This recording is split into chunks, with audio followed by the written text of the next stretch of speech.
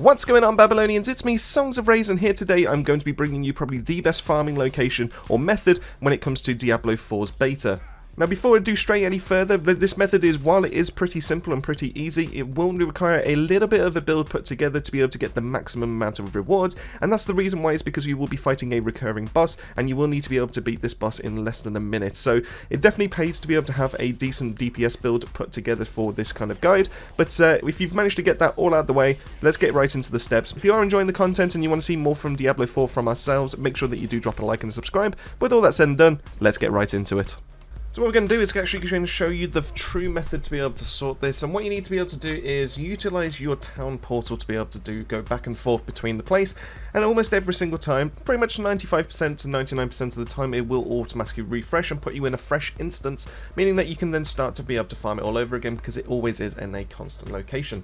Now, I've got it in, it's in Core Voss, and as you can see, if I click onto this, what this should do is take me to pretty much slap bang into the middle of the location, so I do need to be prepared for a fight, just in case they have started the boss fight, but every single time, you just get yourself here, and this is the location, and all it basically tasks you to do is free the captives. Now, it does have up to 6 to be able to deal with, but if you join yourself midway while someone's doing it, then you can actually get yourself much less than this, and it will actually be so much faster if you join someone else's instance when it comes to that as well.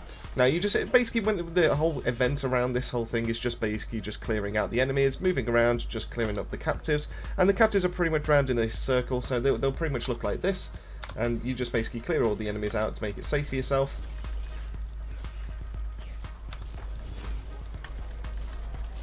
Just get rid of all those sound. And then you just interact with the prisoner, and once you've got all 6, and like I said, you don't have to do all 6 if there are other people trying to do the exact same thing, which I imagine if this video does get a little bit more popular, we might actually start seeing, because this is a really effective farm. But basically all you need to do is just go around, collect all 6, and then it will spawn a boss in the main room. Open up the last prisoner, and then you do have a timer of 60 seconds to be able to get, for a mastery, to be able to get the best reward. And that allows you, it means that you've got to take the boss down, you've got to get to them and take them down within that 60 seconds. Now, this is definitely doable with this kind of build. All I need to do is just get up close, activate that, critical strikes, and then we're good to go. Open up the chest, and you get these murmuring obols, as well as a couple of good drops. I have managed to get legendaries out of this, so this is still a really good farm. And all you need to do is then press T, and this will take you back to the town hall, or back to your main town, ready to be able to start this over again.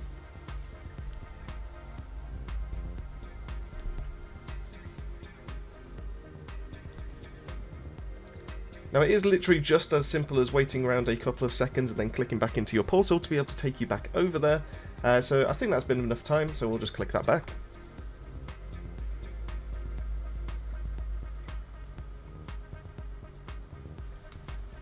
And if the enemies are respawned, that basically means that you're back here. So you're pretty much good to go. So you just once again free the 6 captives, and then you're able to fight the boss once more, just to be able to get this farm going. In terms of tips of what I would recommend for this, while most of the captives do spawn in the exact same locations, they do tend to have a little bit of variety to them, so they can spawn in a couple of different locations, so definitely just keep that in mind. But as long as you're going around in a circle, they will pop up on the minimap in the top right. So once you've got all 6, kill the boss. You don't even need to bother with the people that are around them. Just kill the boss, and then that will pretty much complete the instance. Teleport back to the town hall, and then just repeat over and over again. So once you have all the captives done, pop back up into the centre, and you're pretty much good to go to be able to finish this off. Get some nice chunky damage going. Open the chest. And once again, we've got some obols, and we got some nice yellow items as well. Teleport back to town, and once again, you can rinse and repeat this. Now, the other part of the farm is actually going to be doing with those obols, because when you get those obols, to be fair, getting them is a little bit, not difficult, but it is a bit tedious, because you only get a certain amount and you have to do public events to be able to get them, and they can spawn around in wandering areas, apart from this one that seems to be always fixed. So what you can do is go over to Elizabeth right here, and what you can do is then spend your obols to be able to buy random items to have a chance of being able to get some some rare items or to even get some legendary items to then improve your arsenal. Now while you are only going to get 35 a time, that is pretty much the same depending on the event that you are going to be doing, so it is going to take you a little bit of time to be able to amass these, but just think that you are getting experience, you're getting gold, you're being able to open up that chest to be able to get some things like rubies, or just basically any kind of like gemstone, and top of that being able to get some nice drops, as well as being able to have a chance of getting legendaries, and then you come here and you get extra chances as well. It's definitely probably the best way to be able to maximize your chances of being able to get some nice gear. So what we'll do is we'll use my 360. I'm going to try and get some nice daggers, and we'll see how this kind of works out. And there we go. So already we've got a nice legendary right there, and once again that just made it so much easier for me to be able to try and obtain that.